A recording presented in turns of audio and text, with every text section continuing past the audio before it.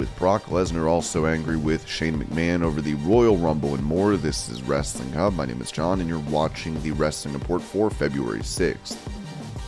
Before we get into the rest of the video, make sure you subscribe to Wrestling Hub and turn on all notifications to stay up to date with everything in the world of pro wrestling.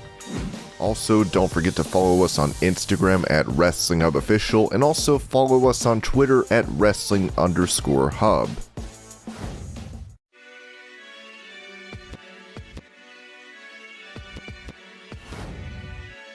With Kurt Angle recently claiming that he had been in talks with WWE about an in-ring return en route to WrestleMania, he is now taking to his podcast to say this will not be happening. I went to the Royal Rumble. WWE wanted me to do a short program that they ended up canceling at the very last moment. But we went to the Rumble, my wife and I. I also did some documentary interviews the day before, a photo op with the fans, but I want to make it clear I am in no way signed to WWE. They were going to sign me anyway. It was going to be a 3-week program. It got canceled, but you know, my obligation is to do the show, the Kurt Angle show, and that's it. Later, Ringside News would report that there was never an official plan for Angle to come back. Kurt Angle said that a 3-week WrestleMania angle was nixed for him, but we're told that it's not really the case. There was a pitch, but Vince McMahon never signed off on it. It was never actually booked. Angle was brought in for the Rumble only to do interviews for WWE docs.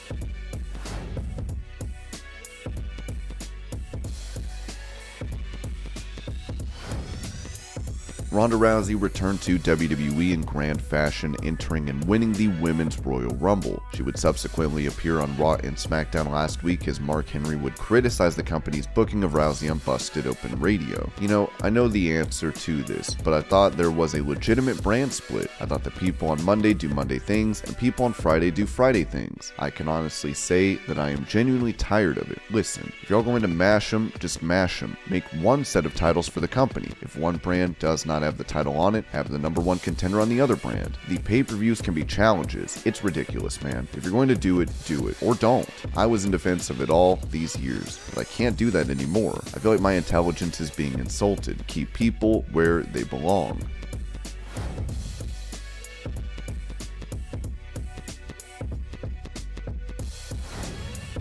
Also on Busted Open Radio, Mark Henry would touch on Goldberg returning to WWE TV as he blasted the company for pushing the WCW legend. I love Bill Goldberg as a person, and as a man, and as a father, and he's built up equity in himself as a talent. That never goes away, but sometimes it is simply better used when you are trying to enhance. Bring light to a situation and let somebody else be the mentor. There is power in giving. They're putting Bill in a spot where he is taking, and it is not like he earned the number one contendership. If we saw him 3 weeks prior knocking off Kevin Owens, knocking off a Drew McIntyre, and then him saying, okay Roman, I've knocked off the top guys in your company, it's time me and you square up for that title. It's like, let's just throw Bill in there. When you push it down people's throats like that, obviously won't accept it. They rebel. It is not Bill's fault that the people in Jeddah want to see him. I would do it, but I would prepare everybody for it. Now it looks like Goldberg will be facing off against Roman Reigns in Saudi Arabia for the Universal title.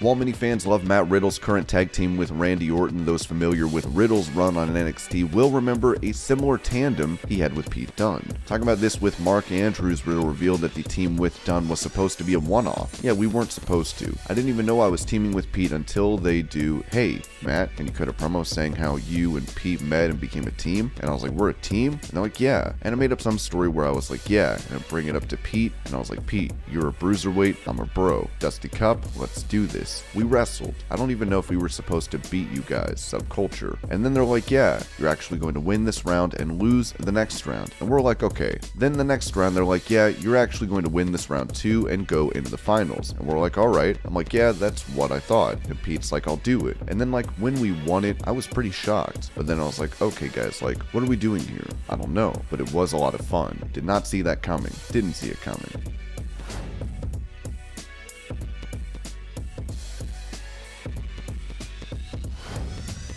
With it looking like Shinsuke Nakamura will defend his Intercontinental title against Sami Zayn, Dutch Mantel went on SmackDown to talk about Nakamura's booking, with him criticizing the company for making fans not care about the IC title. I genuinely do not believe anybody cares, to tell you the truth about that championship. I do not think a single person cares about Rick Boogs, or whatever his name is, and Nakamura. I don't think nobody cares now. They just let them languish. They're not doing anything with them.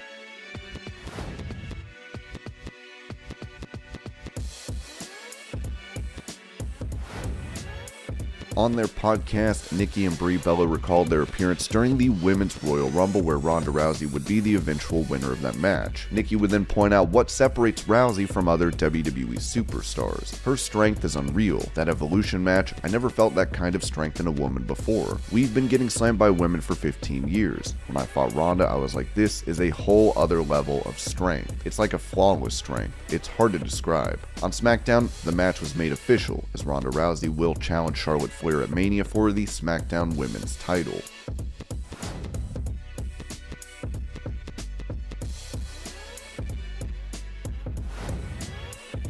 On that same podcast, Brie Bella talked about potentially returning to WWE following her Royal Rumble appearance. I'll say, after I got Nikki out, which was really fun, I didn't know if I'd ever get my moment again with this, because I'd never know when I'm going to get the call to come back, and it could never be. It was just too perfect, Nikki. It was too perfect. I'm sorry.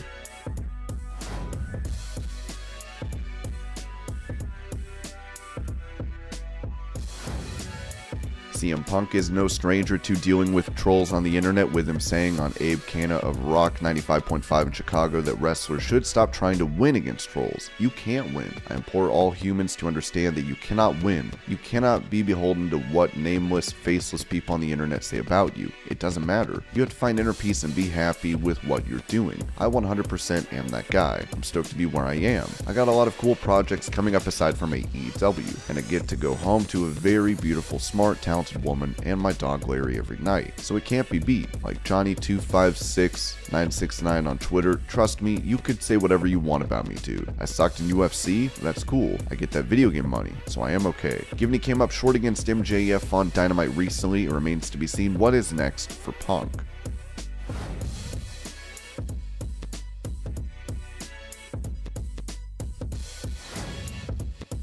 During an episode of Monday Night Raw from June 10th of 2002, Brock Lesnar was supposed to face Stone Cold Steve Austin in a King of the Ring qualifying match. Austin did not want to lose a match of this magnitude that was not on pay-per-view, so he turned it down and left the arena. Now, he mentioned this during a rapid-fire Q&A for WWE, revealing that he regrets not taking that match. I disagreed with it. I never like to blow smoke up my ass, but guys like myself, like Hogan and a few others, they don't grow on trees. So you want to sacrifice what you've built up in me, and with no build-up? But that walkout was still total stupidity and hard-headedness on my part. I should have shown up, and that is my biggest regret in the business of pro wrestling.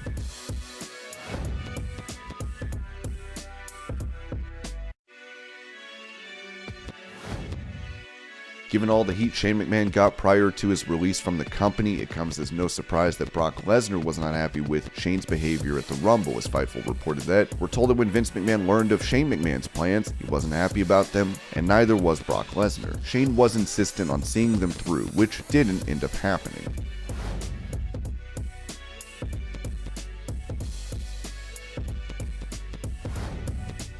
Speaking on The Extreme Life, Matt Hardy said that his brother Jeff has been stress-free since being let go by WWE. One thing I can say for Jeff is that he has been super positive and super stressless since he's been gone from WWE. We have about 10 bookings as the Hardy Boys lined up all together, some autograph signings, some matches. I want him to be in the best place, and I want his reputation to be good. I want people out there to know he's okay. The Hardy Boys are set to reunite in March for a pro wrestling show, as Matt recently hinted at becoming more extreme in AEW.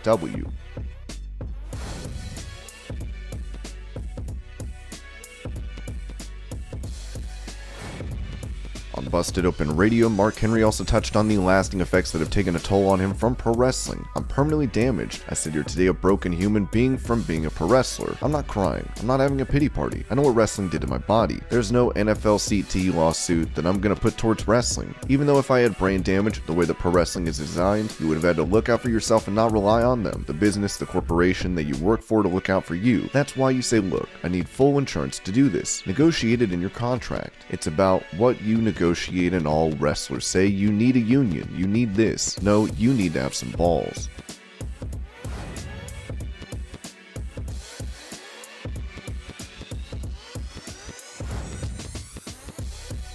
During his time in WWE, James Ellsworth made quite the name for himself, with him picking up 3 wins against AJ Styles. This was when AJ held the WWE title, as Vince McMahon apparently considered putting the belt on Ellsworth. James talked about this on the Cheap Heat podcast, saying, "People would come up to me like, hey man, in the meetings they're talking about you winning the title." I'm like, yeah, okay, people did say it to me. Vince McMahon himself never said it to me, but I didn't pay too much attention to it. I'm a realist. They're not going to put the title on me, and they shouldn't.